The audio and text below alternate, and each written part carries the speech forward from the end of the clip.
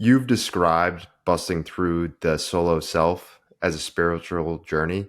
Yeah. And there are two stories and personal experiences of yours that I think show that evolution of your journey. And I think you could almost even say bookend it. And it shows the duality of life and death. So, that first story you shared at a talk when you were talking to a crowd, and you said that when your son was an infant and he would start crying, Mm. when you would console him, you would feel a lot of compassion for him, and he would continue to cry, and you would continue to feel compassion. But then he would continue to cry some more, and then you would get irritated and agitated, and that agitation would then go on to your son as well, and he would become agitated. And you trace this back to your pediatric intern days, Yeah. and you reflected back on how you were almost programmed in a way to become numb to suffering. And now this was playing out years later when your son had just entered into the world. So Yeah. that's the first story. That's the first bookend.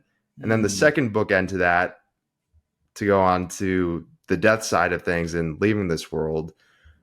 So when your dad was about to die, he asked you a question and he said, "Where am I going when I die?" And the way that you answered him made him feel completely relaxed. Yeah. And your dad said, "That makes me feel so peaceful." Yeah. So in this process of sharing your work and, you know, putting these ideas out there and this new terminology out there and the wheel of awareness to really help people in the world as a whole and create this new story, how has it allowed you, you know, coming back to yourself, how has it allowed you to develop your own relationship with self?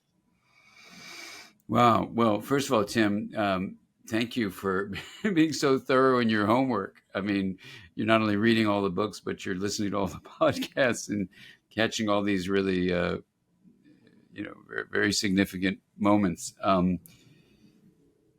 So, I think the moment you're talking about with Alex, my son, and if you want to see how the outcome ended up, he's a musician now. You can listen to his music, Alex Siegel music, on whatever platform you listen to it on, and you'll hear how that all turned out. But I had to do the inner work, in terms of that first story of realizing that my interactions with him were really not helpful, and I I really needed to understand why I was flipping my lid after the initial attempts to stay connected to him. And while you might say, "Oh, come on, Dan, be easier on yourself. Every parent can do that." It's true, every parent could do it, but every parent then should be responsible for figuring out what's going on. So, it is just like you said that there was a unfortunate aspect of being a physician where if you do get overwhelmed, like I had been in pediatrics, you develop this mechanism to just do the technical things you need to do, invasively in the body when you're doing certain procedures, in the face of screams. And I just kind of dissociated back into being with screaming patients, who are my son's age, and just becoming numb to the screams and doing what I needed to do, which is not what, as a father, was really good for my son. So, I've had to work on that then when he was little. And then, over the years, I mean, now he's in his 30s, you know, luckily, we're able to talk about things and be very open about what goes on in him, what goes on in me. And, I think our relationship is really beautiful now. And I mean, it has been for a long, long, long time.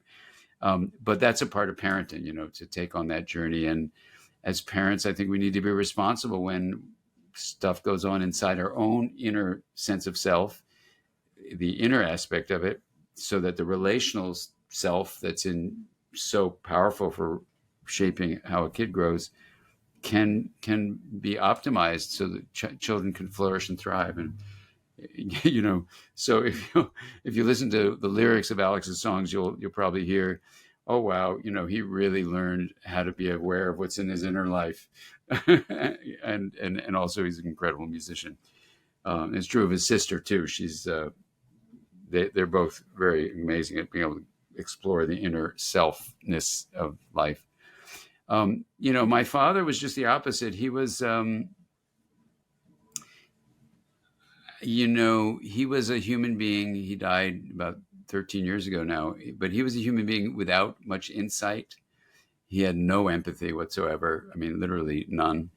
Uh, and sadly, in the end, um, and now my mom just passed a few months ago, and she used to ask me not to talk about this publicly because many of her friends were my students as therapists. And as she got older, she died at 95 and a half, but her friends were gone. So she said, okay, now you can talk about whatever you want.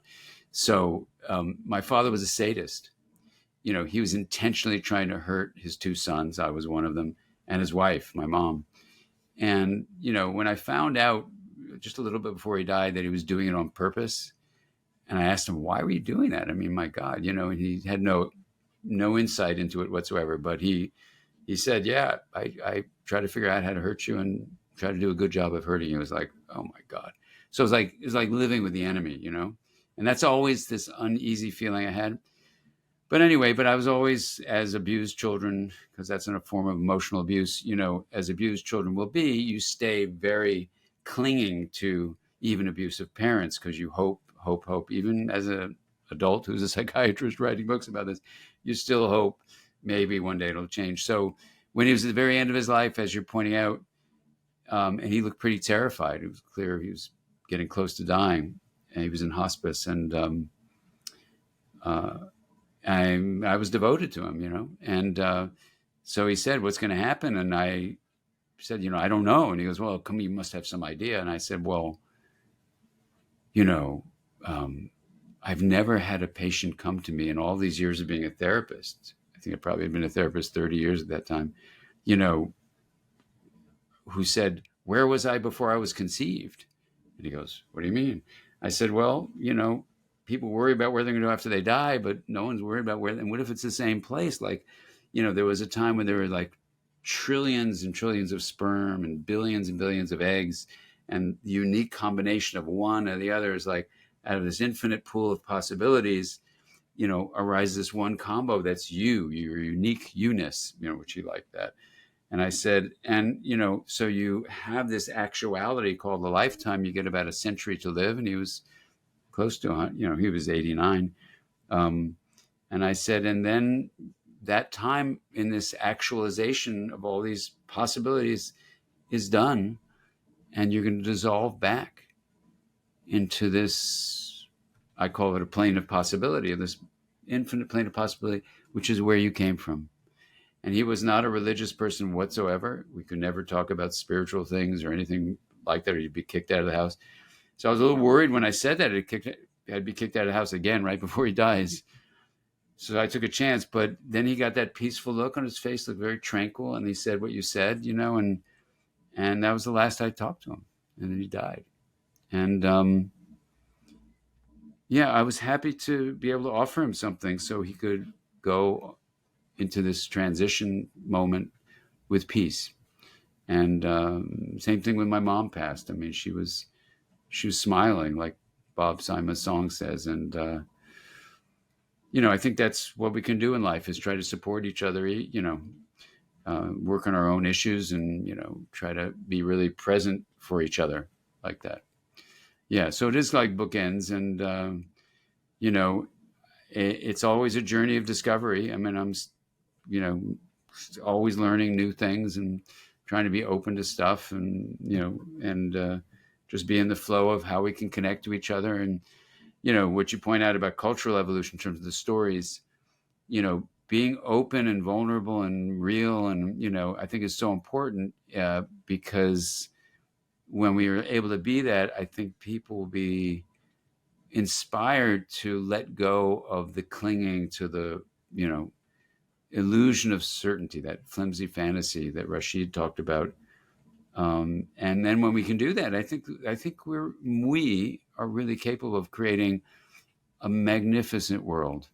I really think that's possible, and it comes from the courage to care and the courage to be open, and let go of the noun-like illusion of certainty and open to the verb-like reality, which is so filled with love and connection, that you just get filled with awe and gratitude. So it's kind of like, even though it's scary to do for anyone listening, it's actually a journey that when you get to the connecting side of it, when you let go of the disconnecting aspect of noun-like separation, it's actually really beautiful. And even as I face my own death as I get older, I can feel the peacefulness in it, and I'm not trying to get there sooner than it has to come, but I just feel a kind of ease that I didn't feel when I was younger.